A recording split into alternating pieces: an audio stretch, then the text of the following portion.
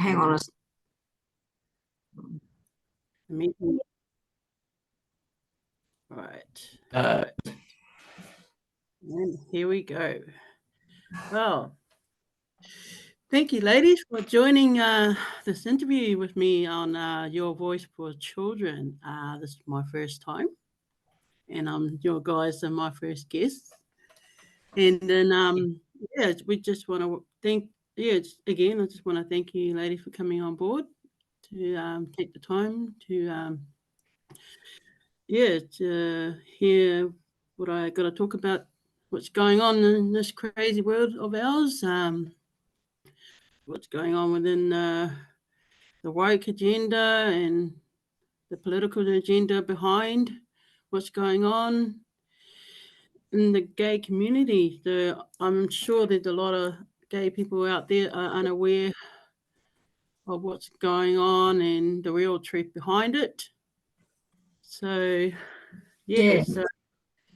everyone probably wondering how I found you, ladies. So I had a talk with I got to meet the ladies last week. Just get to know each other for a little bit. But so we got to know each other for a little bit and where we stand on this topic with the drag queen agenda, we shall call it that. And what did you think about the videos that I've shared with you about our drag queen process that we had over here with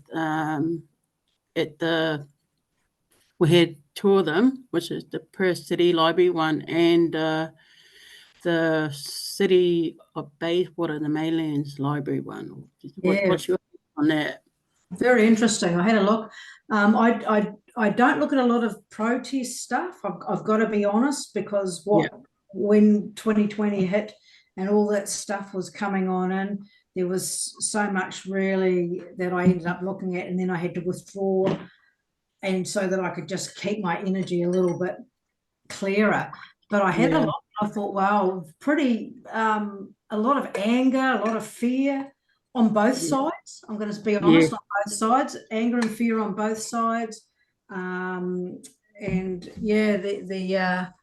another one that you shared was it might have been the Maylands Library, and just that rabid energy, that really angry energy from the woke community, we can call them that, very angry, very hive mind, as in all organized to be in a particular way. It was really nefarious, I would say, in a lot of ways, a lot of anger and a lot of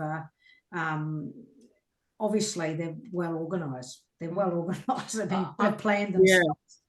I must admit that for me, when I looked at some of the stuff, it made me think of what we were shown in the riots and things from America when they had the riots there, where it was the BML, the Black Lives Matter thing, and how it was so organized, so that people would be protesting against something and they would be infiltrated in, and there would be all these outbursts, and this real vitriol energy coming through. And really and truly, when people actually stopped and said, but who are you and why are you fighting this? Why are you saying this needs to be done and that needs to be done because you're not our community? Then they would, the person who was protesting or, defending their rights and all the rest of it would get so angry that how dare you ask me this question? And that tells me time and time again that people aren't always 100% sure and know of the subject matter of which they've been drawn into to defend or to protest against, etc. So that's one thing that I did see. Yep, exactly. Well, I haven't, when I was at me and my partner went to the wrong library, which is the Western Australian Libraries, and so we missed half an hour of the Perth City Libraries, which happened. If you notice in that Freedom Media video on YouTube where he's actually filmed the whole thing, and we missed half an hour of it, and you may have catched the part where they were like abusing the parents or the other side and saying, I think I might have misheard. I thought I heard F off, F head, but I think they did something else. But they were the ones that they were abusing the other side, and so I missed that part. And the other group, I call them the woke, they seemed innocent when we showed up. And I was like, oh, okay, they weren't so aggressive at all. I was like, me and my partner go, oh, they weren't aggressive at all. So I just want to say my apology to everyone out there that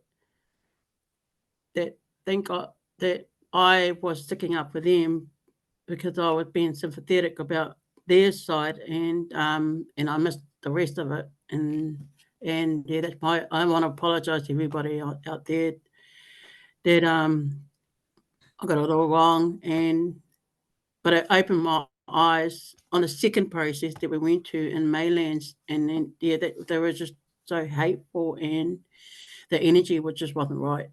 And so, I actually wanted to separate myself from that, and because that's just not me. I just don't want to.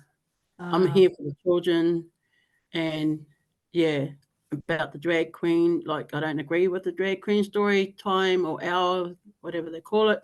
It's for where they come from is from the adult industry.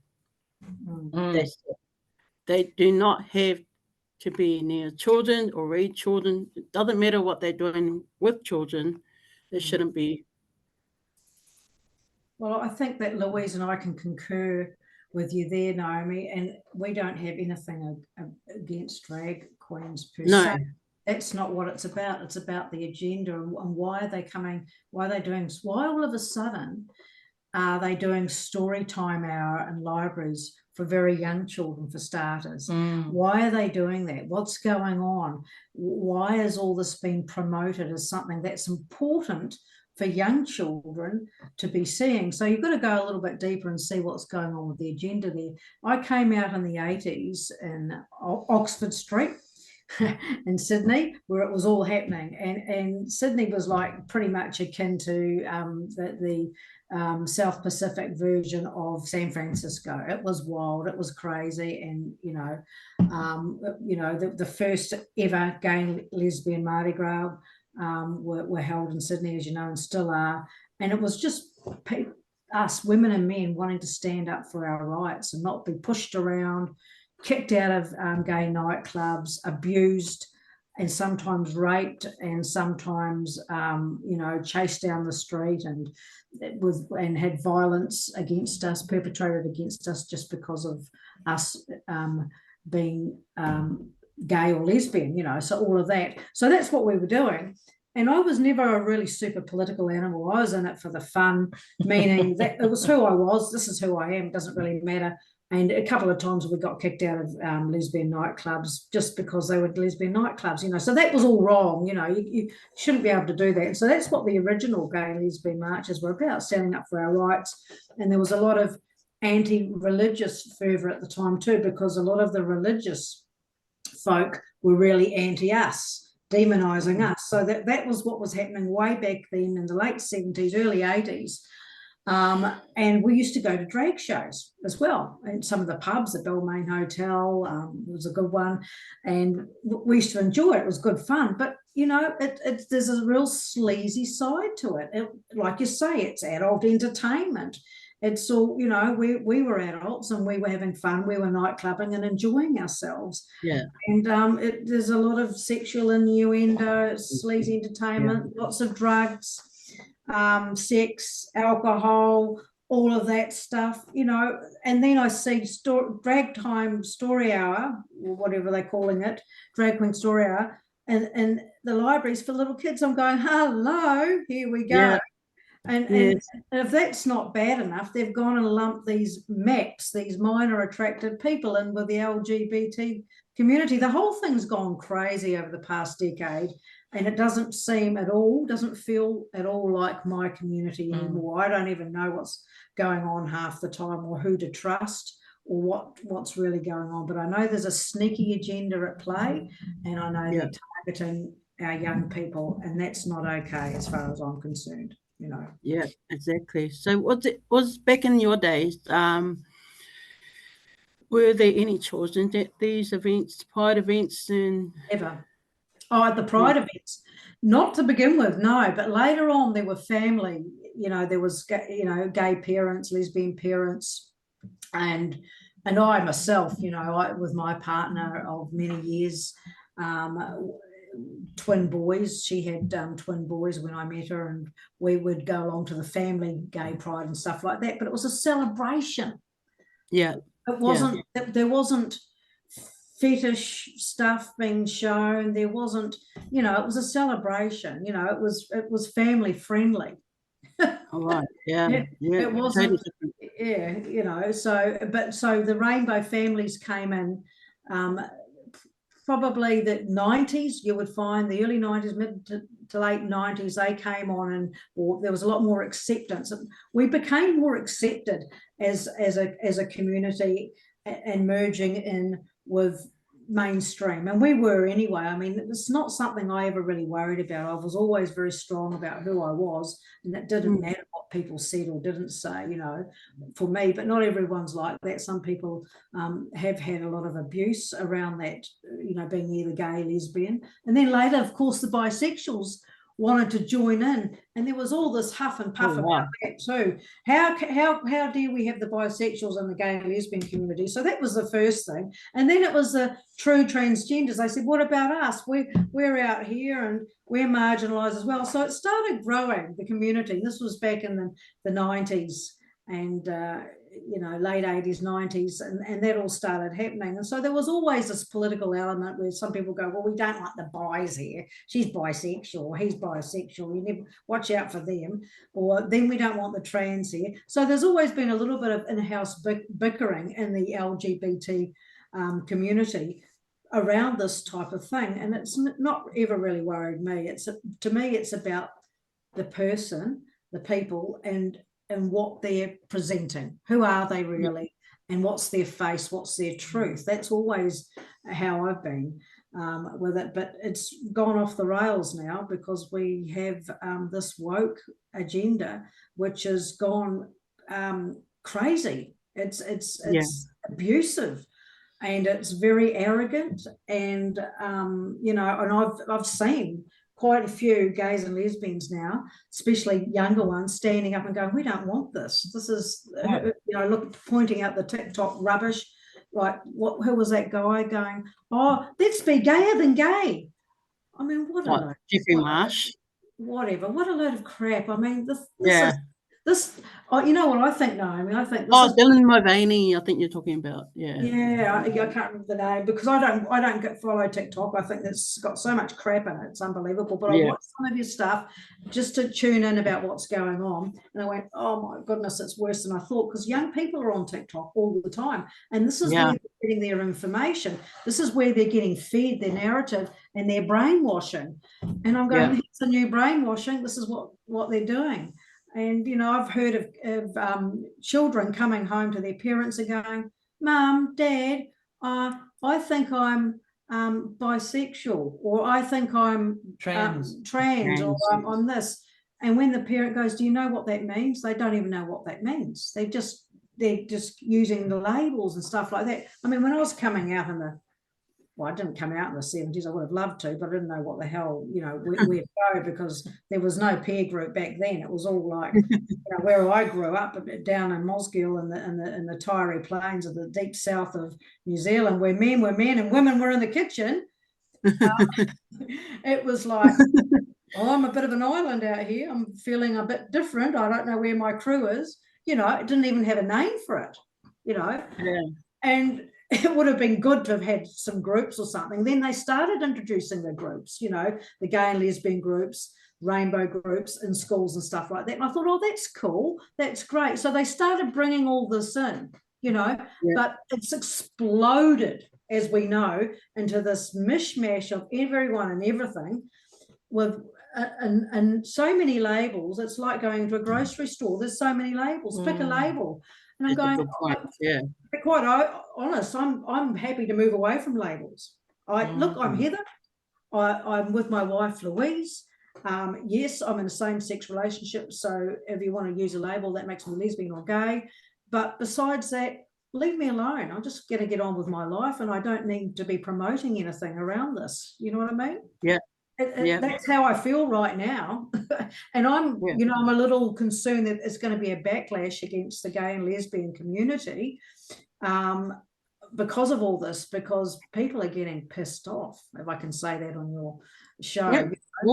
They're not happy. And we've already had that from sane folks going, oh, we should never have given them the marriage here in Australia. We should have never done that. We shouldn't have done this. And you see, this is this backlash coming. It's going the other way. And that's why I think we need to speak out. Yeah, exactly. Yeah. That's what we're here for. At the same time, I just want to exist in this society and just live my life and just be left alone. But when you hear the children, like they're trying to draw the children in, I'm like, no, I've got to do something. No, you know, we got to, and I'm trying to reach out for the gay people in the gay community here, and I haven't had any luck unless unless we get this video out to, hopefully someone will come forward and say, oh yes, listen to this, you know, watch this video and hear what we got to say about our part of this woke agenda that's being pushed out there. And I'm actually hoping someone will come forward and just support, and so that we can be on the front line and you know, defend the children. And look, what you're doing is not right. I don't feel comfortable about what you your gender ideology. I mean, I've only learnt this gender ideology in this year. Like, it was never known to me. Like, I have been following all this other agenda, but these terms that they're using with the gender ideology and gender affirming care, it's all new to me. So I'm learning something new every day. And it gets more depressing because too many words, isn't there? Too many words. It's almost like, if I can say this without being no, bugger it, I'm just going to say it. It's almost like it's grooming. Yeah. There are these people that have got their platforms, whether it's on TikTok, or it normally is TikTok, but some of it's on YouTube as well.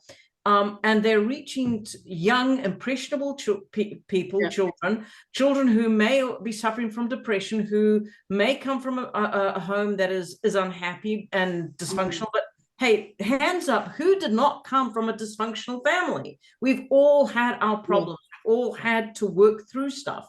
But they're reaching out to these impressionable young minds, and they are grooming them. There is no other word for it.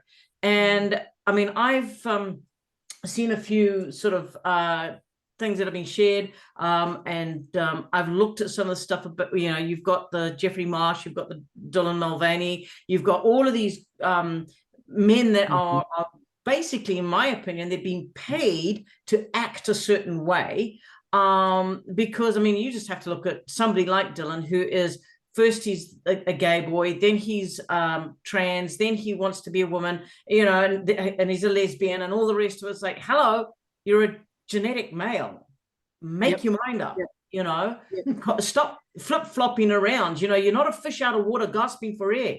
You know, you are either one thing or the other. But you know, I mean, as Heather was saying, you know, we've as we've sort of known each other and gone out, and when we were in New Zealand and we went to pubs, we went to different places. Yes, we went and we enjoyed a drag queen show. We went and enjoyed a drag king show, you know.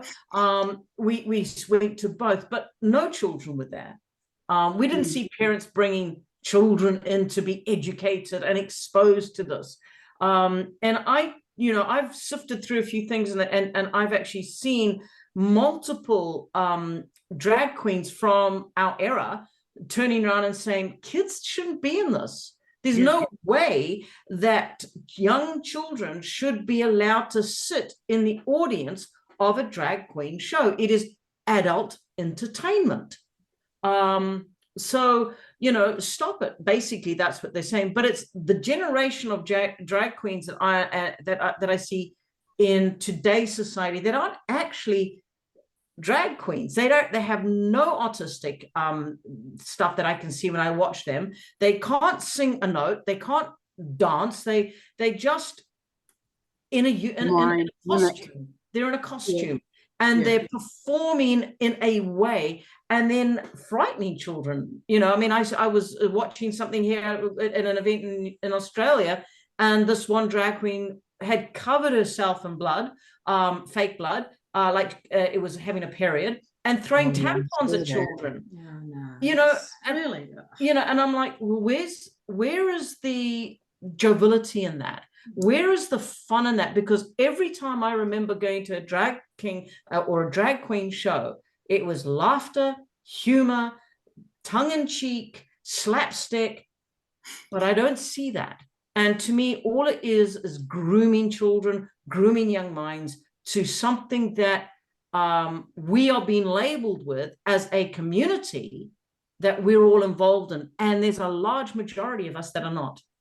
I think there are quite a few of us that are not interested in this, and but we have been, some have been afraid to speak out because of being marginalised and targeted yet again. But I think the more that we speak about it, the more, well, we've had people message us privately and go, hey, I'm from here and I'm from there, and I don't agree with what's going on either, and stuff like that, you know. And look, you know, we'd been to a meetup group, a local meetup group in southeast Queensland, just once or twice, and knew one of the people that organised it. After my drag queen video, I did Gympie Drag Tag. I spoke there with my group, which is, you know, My Place Gympie. We you know, we're doing all that sort of stuff.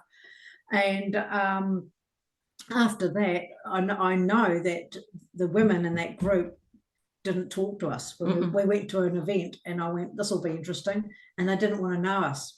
And that's because we spoke our truth, okay? So I think people are either brainwashed, want to be so politically correct that they just need to go along with the narrative to be seen as politically correct, stupid and ignorant, or are part of the agenda and know they are.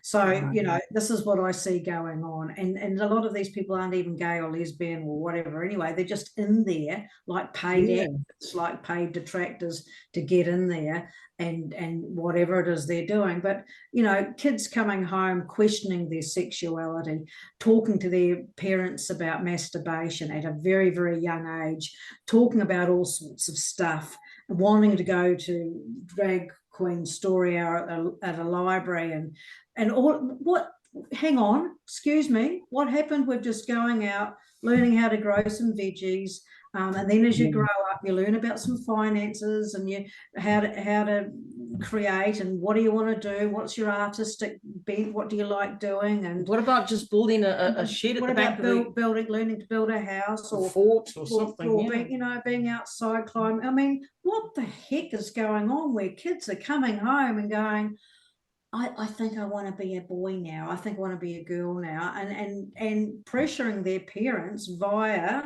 this agenda to get them to doctors or speak to somebody so they can take some drugs so they can transition at a very young age, pre-puberty often. I mean, this is BS. May I just interject you with that, just leading on to that, because if we step back from the gay and lesbian community and we rise up and we look at an overview, the whole thing is if you look at how everything is being pushed, you've got people that are asexual, they call themselves intersex, they're androgynous, they are free flowing with the energy. They're this one day, that the next day. It's almost as if the agenda that is being driven is that there are no more women, there are no more men.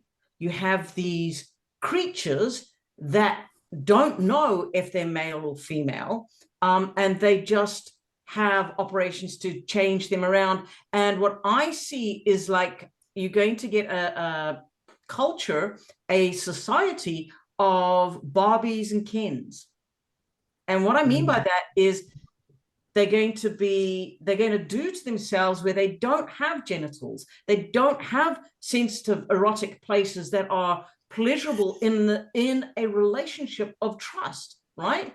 And look, we're all adults here, and we do make love. We have partners that we're intimate with, and these erotic places in our bodies are purposefully built, created to give each other pleasure, right? In the right place. It's not for grooming young children.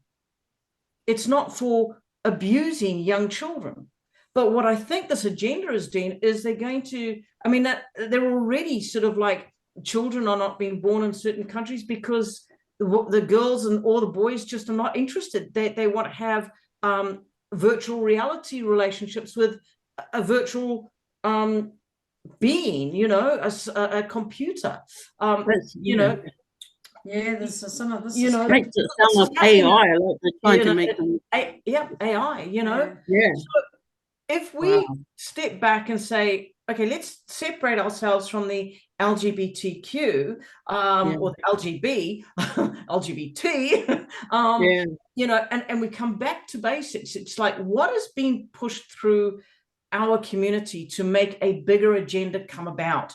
And I think that's what we have to ask ourselves, because, you know, I mean, when it comes down to the fact that I see, I read stories or I hear people saying that they're being attacked because they're a lesbian and they won't go out with a trans male who calls himself a female and wants to have sex, but you know, he's a lesbian now and he wants to go out with you and have sex, but he's got something that only belongs to a biological man.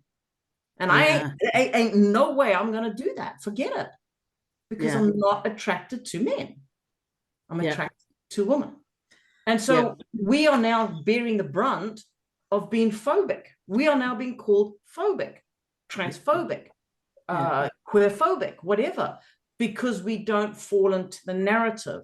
And so you see, there's a bigger agenda going on here that is just, I know the children are very, very important, but they are almost like the boiling point for something that's bigger, because if they can knock us out, if they can get us to step back, then, you know, like parents are told you can't look after your children. If you don't let your children do this, you're being bad. We'll take you to court, blah, blah, blah. So parents are like, oh my God, what do I do? So the children now are being pushed through this regime, pushed through this agenda.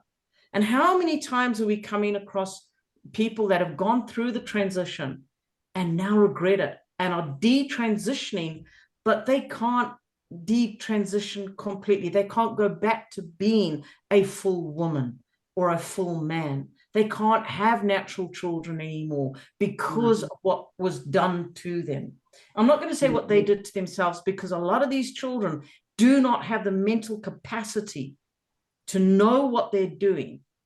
I mean, like you and I, okay, let me speak for myself. I thought I knew what was right for me at the age of 10. I thought I knew what I knew, and it was right by the age 12 and by 13. And by, I mean, like, oh my God, Mom, just don't tell me I know everything by the age of 14.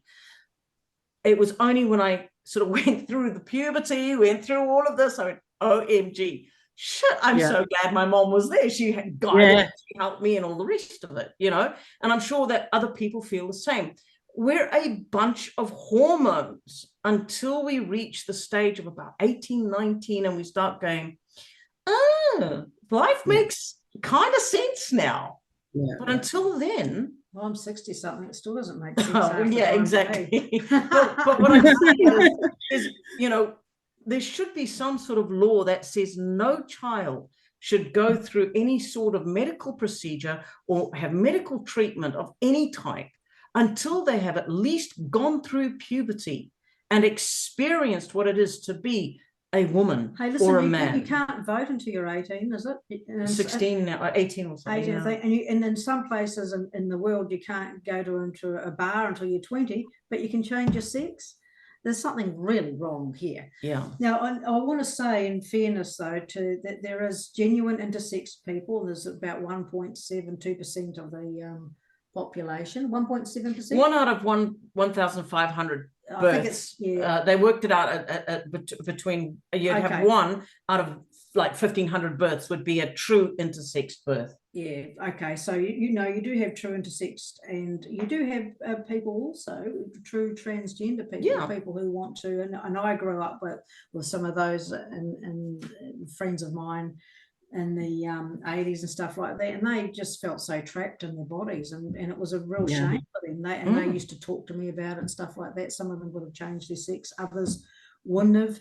And you know, and all of that, and a lot of that's to do with the societal's expectations to be a particular way too, like a girl or a boy, and you know, to have this feminine energy and or have this masculine energy. It's really weird when you've got a bit of both. Like She's quite butch. No, I'm not butch. Me too. I'm just me. You know. Yeah. Exactly. Me too. Mum gave me a doll and I looked at it and I went, okay. Me too. I was like, you know, it's like I wanted my cowboy suit back, you know, so it's just, you know, and I didn't have any labels or anything to hang on or anything. I didn't want to change my sex or anything like that. I just liked playing with the boys, climbing trees, doing stuff like that. Couldn't wait to get my driver's license and drive around. Yeah. You know, that was just who I am, you know, and that's just it. And then, you know, the guy down the road wanted to play with the doll. And that's fine. He could play with my doll and I'll play with his truck, you know. So what? Let's just get on with it. Do we have to all of a sudden change our sex because of that? no. Yeah, exactly. You know, that's rubbish. We just got to let kids be kids, because it's a very intense world there, and that all sorts of stuff that's being jammed into their heads. And they just need to be kids. They need to be out there playing in nature, less time on the electronics, more time in nature, learning about our world and nature and stuff like that. Really, really important, I think. Yeah, I mean, you said an important thing there about less time on the electronics, because I think that's where a lot of the children of today, and even in the last generation, have learnt their behaviors and found their boundaries and their tribe. I mean, I don't know about you guys, but I know for myself that, you know, it would be come home from school, do homework, and then it was outside. And it was like, Mom was like, I don't care where you are, as long as when the lights on, when the sun goes down and the street lights are on, you're home and in the bath, you know. And it was like, we knew our home phone number off by heart. I mean, I can still remember what my home phone number was, and it was like, it was an accepted thing that if you were late, you would phone and go, I'm going to be late. You know, so there was yes, people say, oh, but you know, the world today is so different from when we grew up, and you know, yes, you've got all of the sort of like child things happening, more publicized and all the rest of it. But I also have a theory that the more we focus on something, and then we actually create the energy and we create that potential for happening. Whereas in my time, it was like, yeah, these things happened, but it wasn't a huge major issue, like blasted 24/7. I think if children were given more time outside, less time, as Heather said, on the electronics, to discover who they were. I mean, my favorite toy was my jungle gym, my swing, some rope, you know, rope and a ball. I would and I had a knife. I wasn't allowed the pen knife, but I had the knife, and that was in my pocket. But I did things. I climbed trees. I had an imagination that I used. I had friends, and we went places. We spoke to people. And I know it's a big joke about drinking out of the hose pipe, but yeah, we did that because we didn't fear. There was no fear about germs, for Pete's sake. You just had an immune system. And I think all of this is, I know it's not quite about the LGBT, but if we look at it from the perspective of that, you listen to the chants of the trans and you listen to the chants of the protests under the guise of pro-trans or pro-LGBTQI plus. What are they saying? We're coming for your children. So if we allow our children to disconnect from the electronics, so they're not being influenced by all of that, and they're spending more time outside getting to know their next door neighbor, getting to know who their friend at school is, getting to know who they are as a living being, then maybe when somebody does come for them in the way of, oh, you're gay, you're this, you're that, they'll go, hang on, I don't know if I am. I have to check in. And I don't know if I am, don't know if I'm not, but I'll find out. Like the rest of us had to, you know? Yeah, exactly. Or just knew intuitively. Yeah. It's like when I was young, when I was 13, it's like my mother noticed that I keep wearing boys' clothes, and I wouldn't wear the dress that she gave me, and I would say, oh, and then my mum would say, well, you need to get a sex change, and then I was like, I had thought about it. Like I had thought about it when she said that, and I thought, no, I'll just keep wearing clothes because I'm comfortable with wearing boys' clothes. And then thankfully I'm 46 today, and after watching what young people are going through with their transition and having side effects and reactions from it, and the pain in their eyes.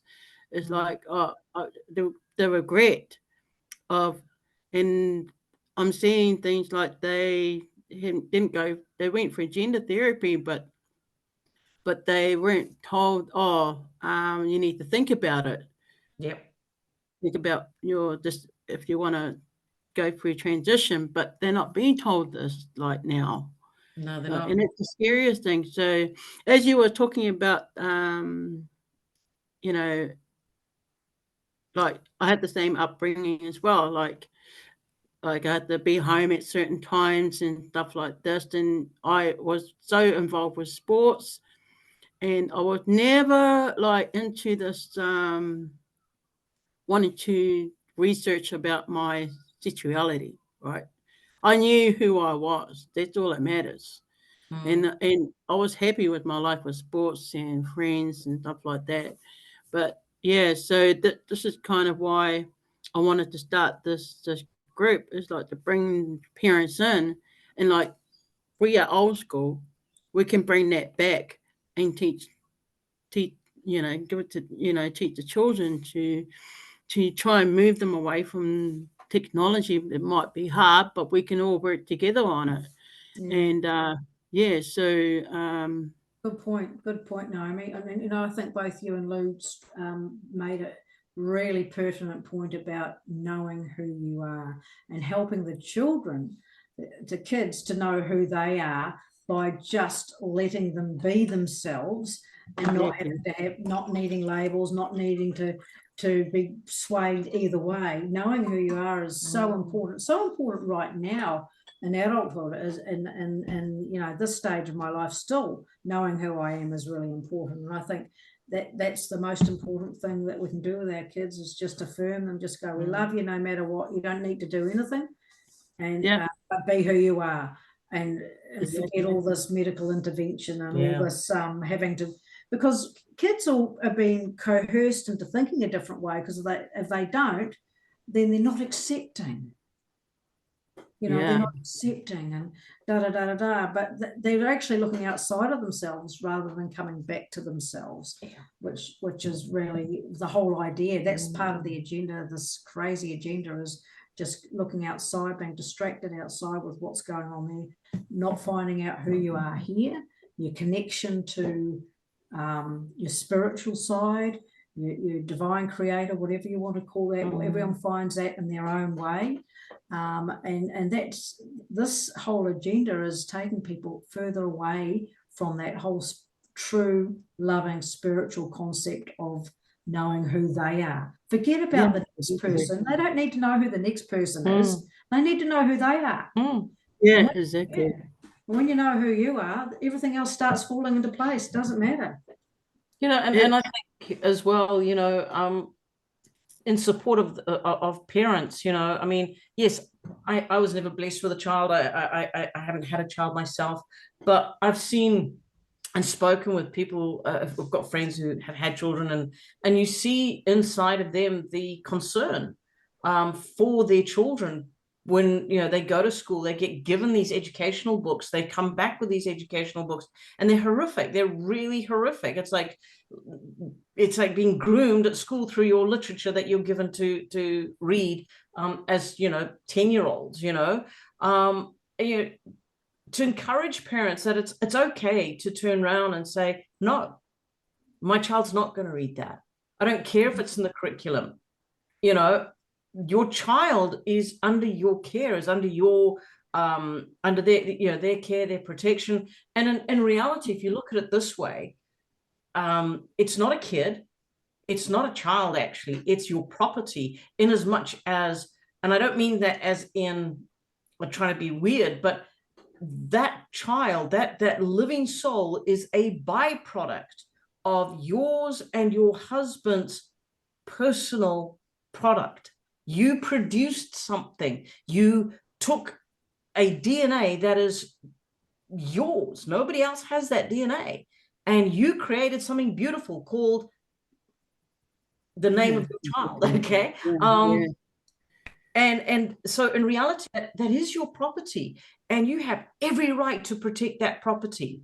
And if you feel that your child is best removed from a particular educational system because what they're educating the child goes against everything that you know is right for that child, and you choose to homeschool that child, then so be it. That's you taking the action that you need. You may feel, no, my child's been educated good with where they're at, but I'm just going to monitor what they read, what they are given, etc., etc. You know, so it's different for each parent, but they need to know that they are supported, that there are those people that can help them as well get through difficult times. Because, you know, I'm sure it must be at times, what do they do when they're faced consistently with this knocking of, you know, with teachers and stuff like that, and curriculum, school boards, and the kids are like going, but what about this and what about that? And you said this one day, Mom, and but my teacher says this, you know, and it's just like,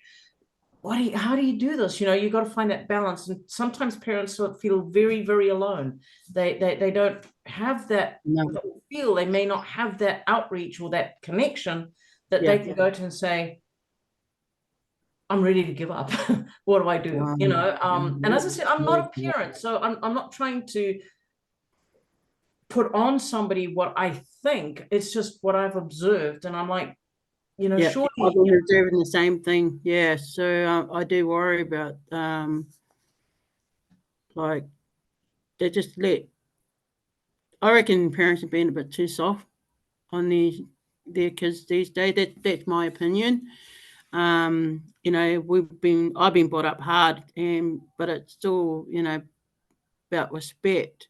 Like you gotta and love one another, and be kind and be caring. And today, kids aren't being taught that. It's just that's the scariest part now. Is with the technology that they have in front of them, the influence that they're learning of the internet is not teaching them those things that we know.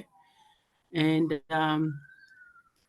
parents, parents just letting them just have the technology and say, okay, just go on your iPad or your laptop or whatever, do whatever you want to do. But it started with Saturday TV. Put your kid down in front of the TV. Yeah, It was the nanny. It was the caregiver. Well, Mom and Dad, you know, woke up from the hangover the night before or the party or went out to town. I had to go and do what they needed to do. The TV looked after, entertained the child instead of taking the child with you or, you know, just doing other things. But I can't turn around and say what other people did was right or wrong, because as I said, I never had a kid, but you know, what do you do in a situation like that? You know, well, I can talk a little bit about that. I helped bring up. Sure, go for it. I helped bring up my stepsons for, I was in their life when they were 4 until they were 16 or 17, so they were pretty important years in their life, and we restricted their PlayStation and their TV watching. It was limited down to X amount, and then they had to be outside and stuff like that.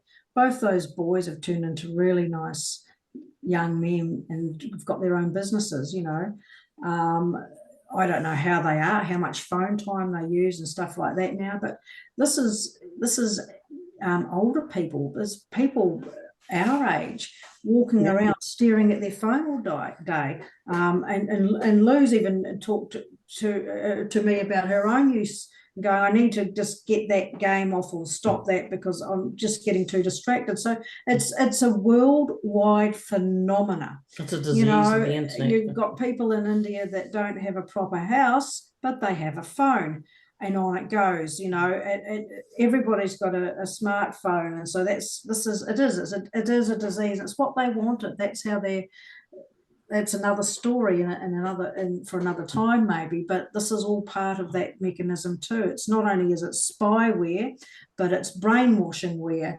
And also when we look at education, they're actually, they've deleted a lot of the really good literature and the truth that's in the books and things like that. They've changed and altered the books over time.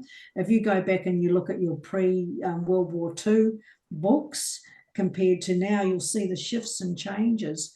Even the encyclopedias have gotten thinner. It's like your histories. It's like, why have they taken that out? What's going on? What is really going on? It's a worldwide phenomena.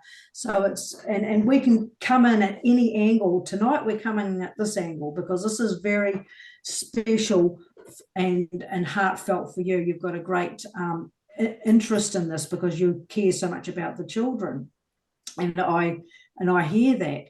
But this is the angle we're coming in tonight. Hey, what's going on here? Why are they targeting the kids? They're targeting the kids so they can use them. Why are they targeting the parents?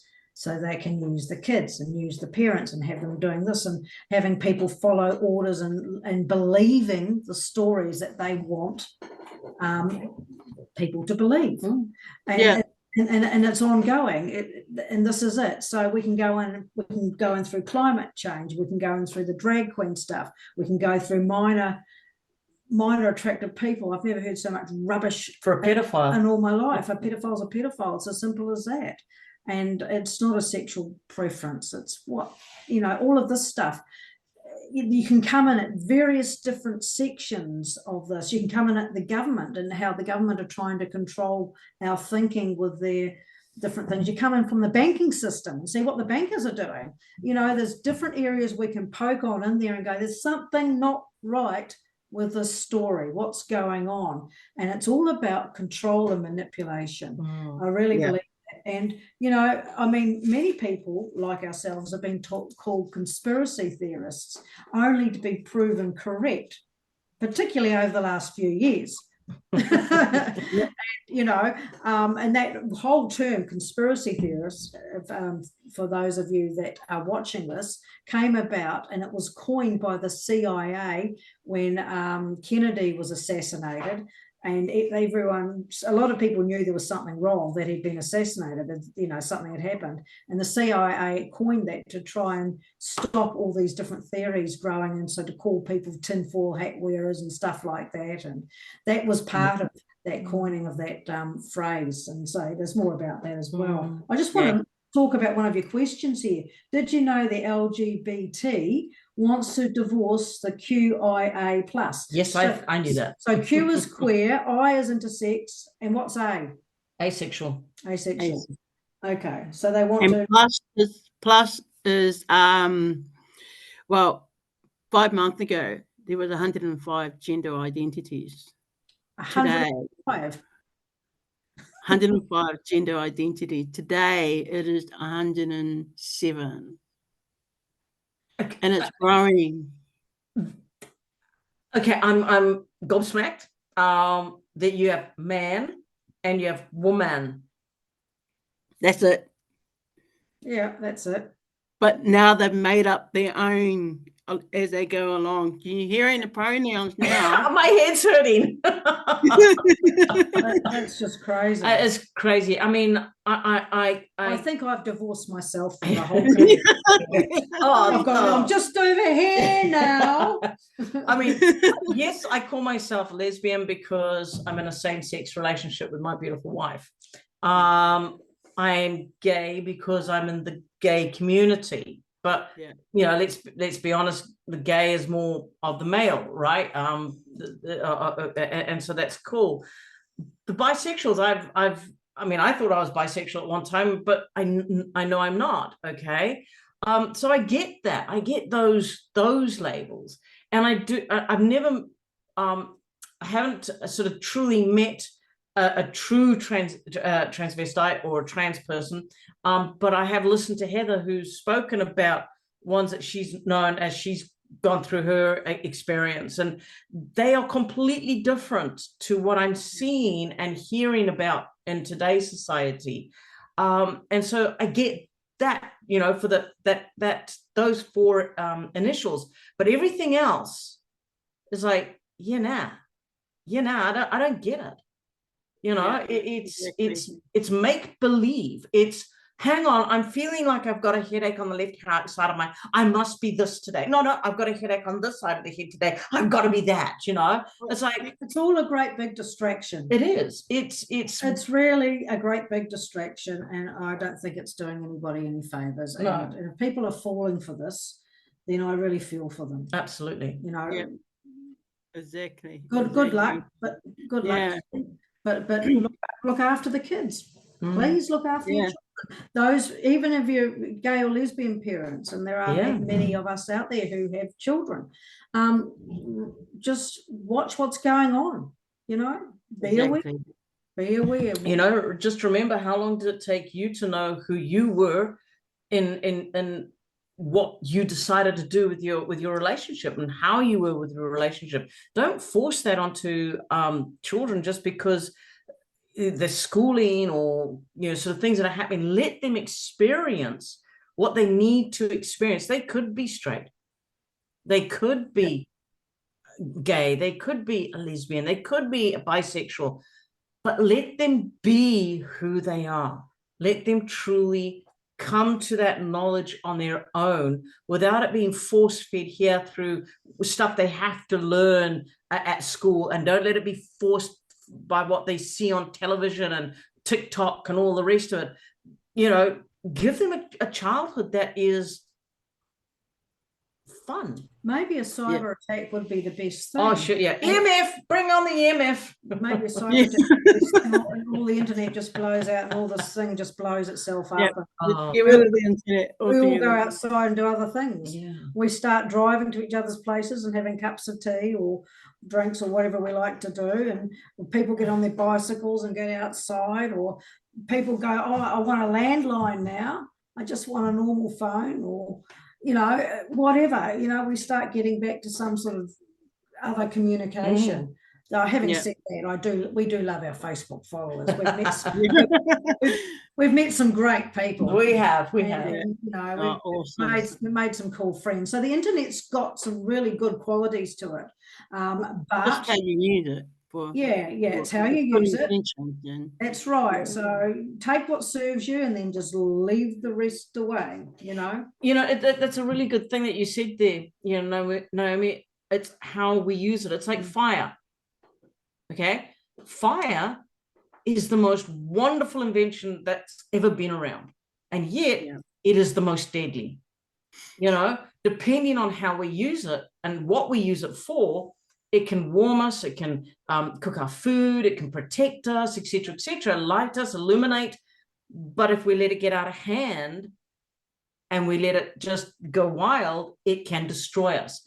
And that analogy, if we look at what's happening around us, if we don't contain, and I say we as the royal we, you know, parents, the gays and lesbians that truly feel that something is being done against them with this agenda, if we don't actually start standing up and saying, hey, no, enough is enough, we don't want the children to be exposed to this. We don't want them being molded and put in these sort of situations. We don't want the school education talking to them about this sort of stuff. Unless somebody like us, we rise up and we take a stand, then that fire is going to get out of hand and it's going to consume everything in its way. So, when you look at the analogy like that. No, thank you for that. Oh,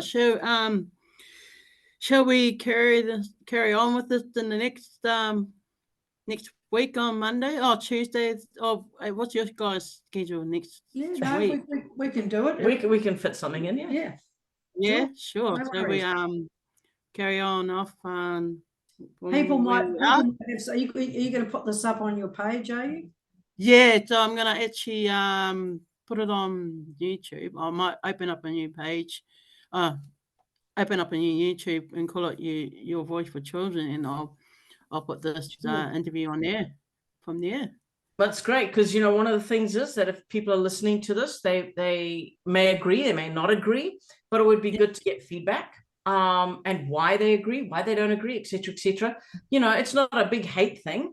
No. This is discussion. This is logical people coming together and looking at what we perceive as a problem, and what we're trying to do to alert people to it and create a solution. And other people may not see what we see, but this will be a good discussion, and they can put questions down which we can address at the next time. I'm particularly interested in the parents and what their feedback is and what they've noticed. And I'm also interested in gays and lesbians who may be watching this, who are going, hey, what's going on here, or starting to ask questions as well. Yep, I'm hoping it will come there. So anyway, thank you, ladies, for coming on, and we'll continue on with this next week. Yeah, thank you, Naomi, for having us here and for doing a fantastic job for the kids. Yeah, absolutely. And thank you so much. All right, thank you, ladies. See you later. Bye. Bye-bye.